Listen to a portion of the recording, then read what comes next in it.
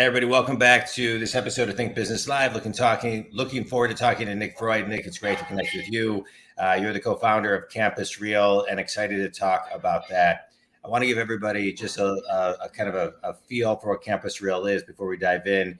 You've partnered with over 160 educational institutions in 12 different countries and emerging as one of the fastest growing EdTech companies in the world. Today, CampusReel's videos recruitment solution enables educational institutions of all shapes and sizes to recruit students more efficiently in a digital environment with authentic user-generated video content. So it's great. All right, so let's dive into this because it's hard. We're in this process right now. My daughter's a junior in high school. We're touring, some colleges this week. We've been touring colleges. We've been touring colleges, and the process is, a lot of travel and a lot of this. So talk about the kind of the foundation of how this was built. Sure. So I went to Colgate University in upstate New York, as did my business partner. So that's where we met. We graduated in 2015. I ended up living abroad for a year and a half after graduating. He went and worked at a consultant company, and we came back. We always just wanted to start a business. So we didn't necessarily seek out something in higher ed. So we were just kind of throwing business ideas out there. And we came up with this idea for virtual reality college campus tours, which is the think tank idea. And we decided to hit the ground running on it and look into it. That business, it was not a good idea from a business perspective for a lot of reasons. But what was really fortunate about the idea is it allowed us to look into the college search process with fresh eyes. We hadn't actually looked at it since we had gone through the process, 6 or 7 years prior. And what we realized, we realized a couple things. One, none of the technology that had updated at all in the past decade. So the stuff that we were using, 7 or 8 years ago was exactly the same as what the students were using now. And we realized that there was just so much inequity and inefficiency in this process, really resulting from the fact that at a certain point in the college decision, as I'm sure you're sort of starting to get there with your kids, there's a time where you crunch the numbers, you do the targets, the reach, the safety, you do all that kind of stuff. And then at a certain point, you throw that out and you just want to understand, am I going to fit in here? Are there people who are like me? Is the vibe kind of what I'm looking for? And prior to CampusReel, there hadn't been a way to really understand that without visiting campus. And visiting campus just became such a core part of the process.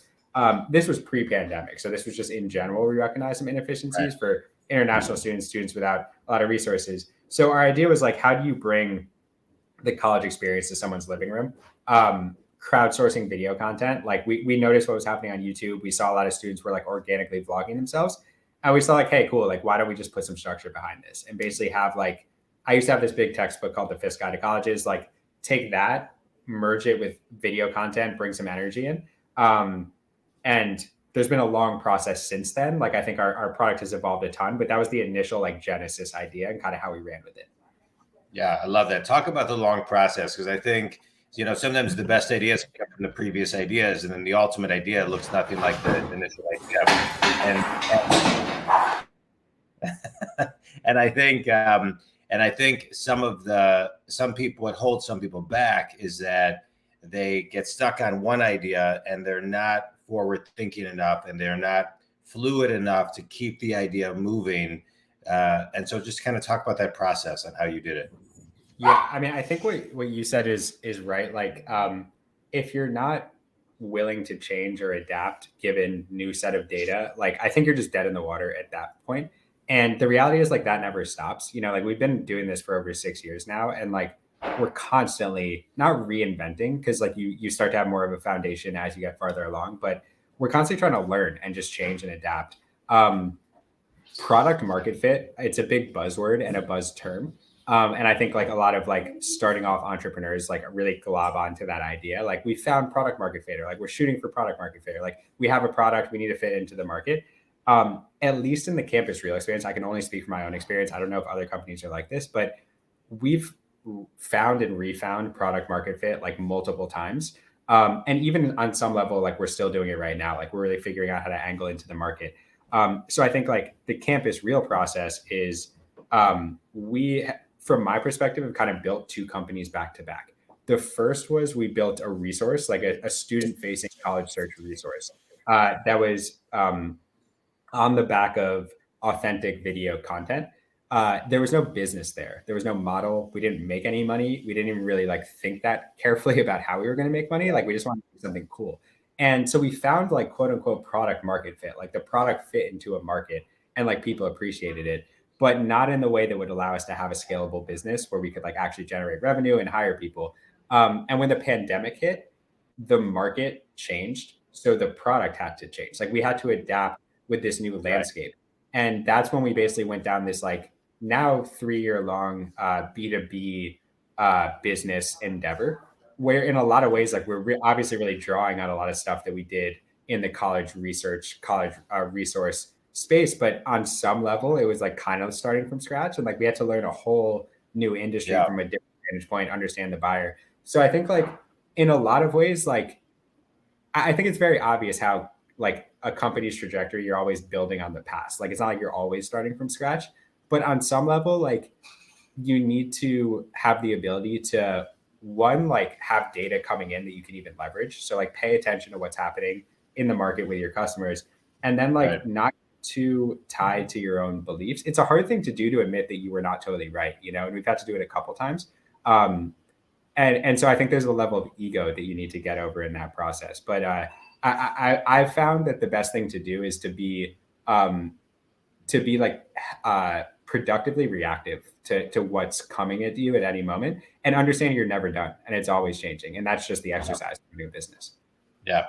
I love it. I mean, right now, I remember reading an article, I think it was Nick in 2017 or 18, I can't remember, that said by the year it was talking, or maybe it was actually written in 2020. I can't remember if it was written before, but it said that by 2030, 85% of the jobs that exist will not have existed in 2020, and that colleges really were ramping up to teach kids how to adapt, right? Like that college needed to teach that.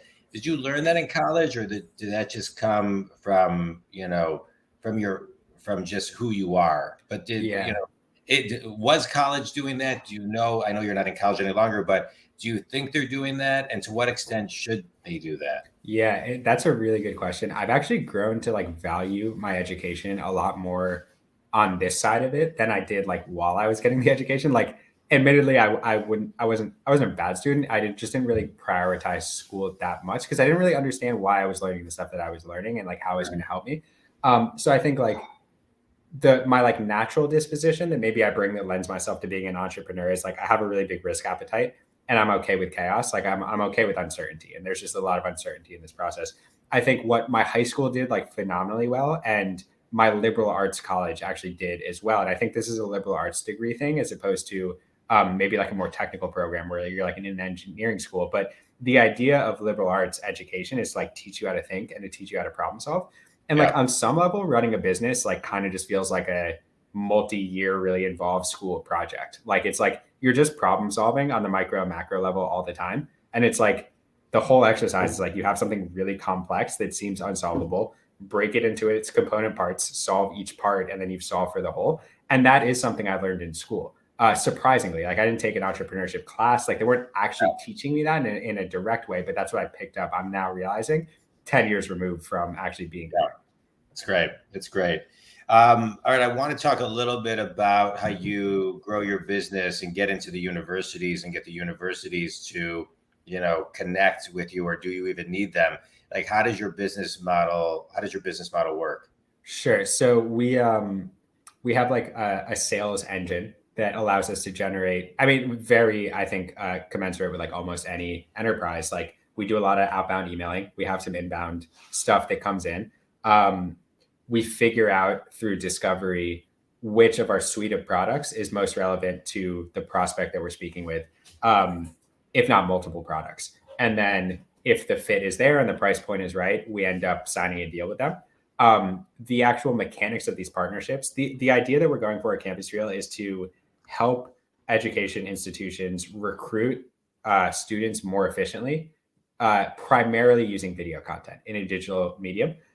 In order to be able to like use video content, you need to have video content and you need to have like a decent library.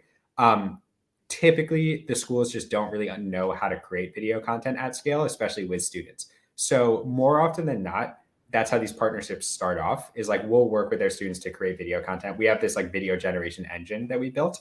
From there though, like the big company-wide objective is to take everything, the conversation one step further and be like, okay, now that you have video content, let's leverage it really effectively for your recruitment. Got it.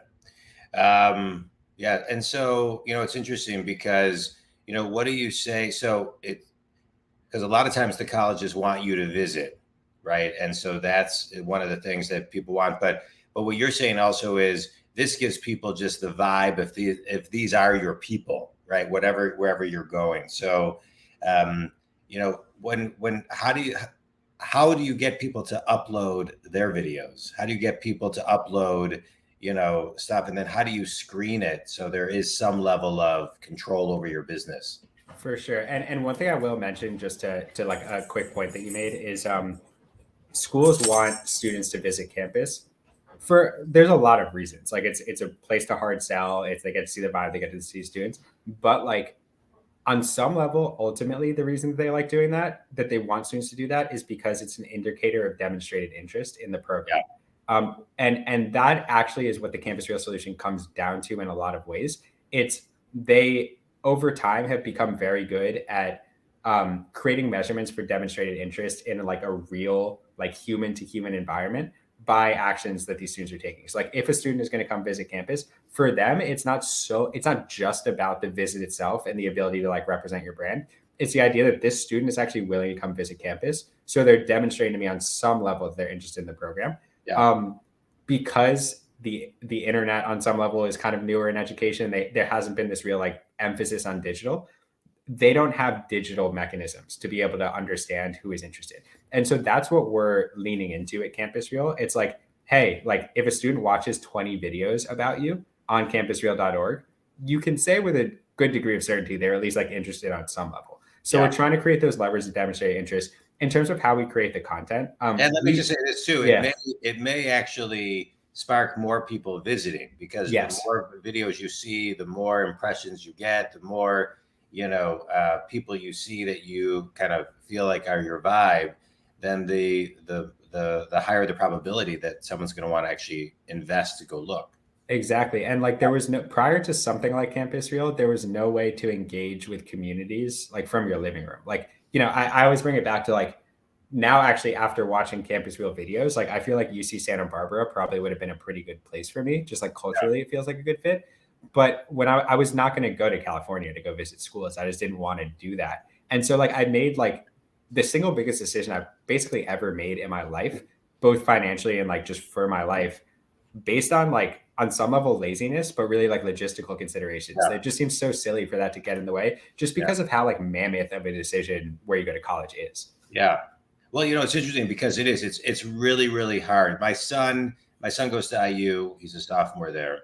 And that one was a little bit more of an easier, piece, Michigan State or IU, it was kind of, but with my daughter, it's, there's 10, 15 schools, and figuring out academically and socially, where the balance is. It's a lot harder as we look at the Cornells and the Vanderbilts and the Colgates and it's different. And you need a vehicle like this. It's a great vehicle. It's so impressive what you built. Thank you. It's a well-needed vehicle to open up, I think, people's level of awareness and give just kind of a real viewpoint from other people. So I think it's great. Totally. And like, I don't want to make any assumptions about like you or your family, but like, I imagine on some level you do have like resources to go travel. And like, if there was a school of interest, like you'd find a way to go get there. Right. But even for like someone in your like bracket or whatever, like there's obviously limitations that you're feeling. And like, imagine like a student from Tunisia who's like trying to come to school in the States. It's just like, they have like literally nothing. And even domestic students who just like are underrepresented, just like don't have parents who can go drive them around, are not a part of a community that like helps support them. Like it's like, these are small, silly inefficiencies, but they really impact people's lives in like pretty meaningful ways, Yeah, no, it's great. You're making a huge difference. You're helping a ton of people. have access to something that they didn't have access to before. I think it's incredible. All right, quick speed round. You ready? Yep. All right. You graduated Colgate in 2015. You're an entrepreneur. You're starting a business. If you had to teach a college class today, what would it be? Either entrepreneurship or how to take a gap year, because I think more people need to do that than don't. All right. Good. A book that's had the biggest impact on you? How to Win Friends and Influence People. It's a great one. Must read. It should be a must read in high school, and I think middle school, high school, and college. Yeah. Best piece of wisdom you've ever received?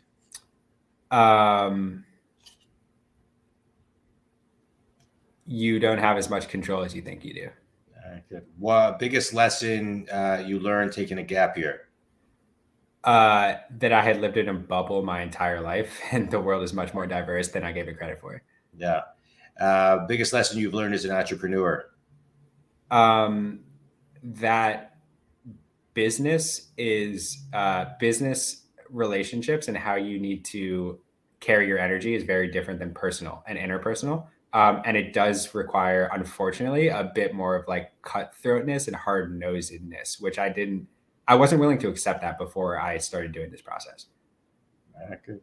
And last question, finish this sentence. One thing every person who wants to be an entrepreneur and start a company should do this one specific thing.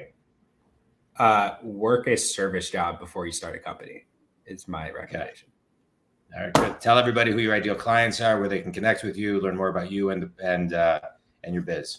Yeah, so if you're an educational institution in any capacity, we don't just work with colleges and universities. We work with high schools and business schools and graduate programs and medical schools and hospitals. So across the board, we're, I think, a great solution for you all. If you are a college searcher, a college seeker, campusreel.org, great resource. I can really give a stamp of approval, obviously, to that. And then I'm always open to talk with like almost anyone who reaches out to me in a productive capacity. So I'm big on LinkedIn.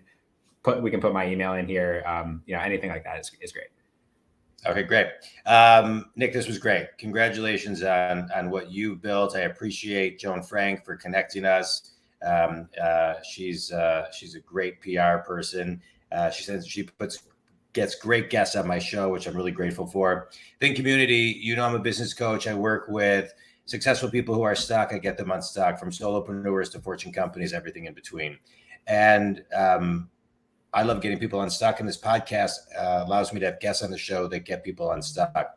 And Nick, you shared a lot of content today that can help people get unstuck. One thing I want to extract is just the really surrendering your ego and being open to change and being able to adapt, especially in today's world. It's really, really important, whether you're an entrepreneur, having your own business, side business, part-time business, or whether you're working in a corporation. It's really important that you evolve and change and know how to adapt with the times, because every week seems to have major news of evolution and change these days. So to CampusReel, is it campusreel.com or .org? .org, yeah. If you want to check out Nick's website, campusreel.org, it's incredible. We've dived in there as a family, and it's great. Thank you, Nick. And if you want to connect with me, johndwaskin.com. Thanks, everybody. Nick, thanks. That was great. Thank you.